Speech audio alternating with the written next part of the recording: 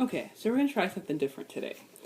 I planned on reissuing an article I'd written a while ago, but I'm going to try this vlog for a minute and see if this works. Okay, so I get the news, of course, that Backstreet Boys just celebrated their 20th anniversary. They were in Hollywood and got their official Hollywood Walk of Fame star. And that was kind of like, and it like brought me back to like a lot of things that I didn't really think I was going to be thinking about. You know, my birthday's this coming month, so I'm like officially old, right? So, and then I started looking through some things, and I found, okay, this is so ridiculous. I wrote this. This is June 1999. I wrote for my paper, my school paper at Mass Academy, and I handled the entertainment section of the paper. And, you know, the last 2 months of school, everyone's not really caring about newspaper. So the good news is that I had control over the entire page for 2 months. Okay?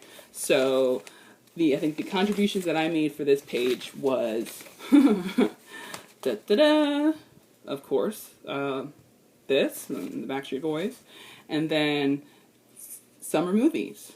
The irony, right? Like, I just did a program on summer movies.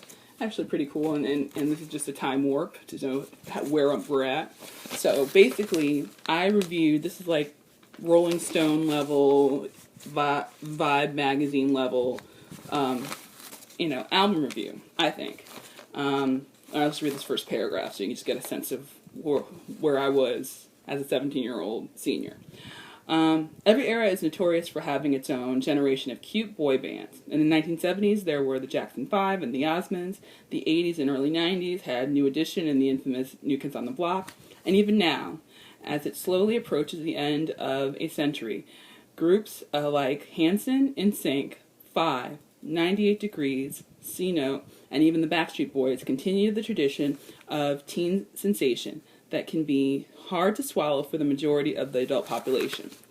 With its reputation of fleeting success and sometimes non-existent talent, many music critics question the credibility of the mushy ballads and catchy dance songs that these types of bands put out into the public. Sure, the songs have a nice beat and sweet words to make any teenage girl, or in this case boy sometimes too, swoon, but are these guys really talented enough to maintain that staying power to survive after their fans grow up?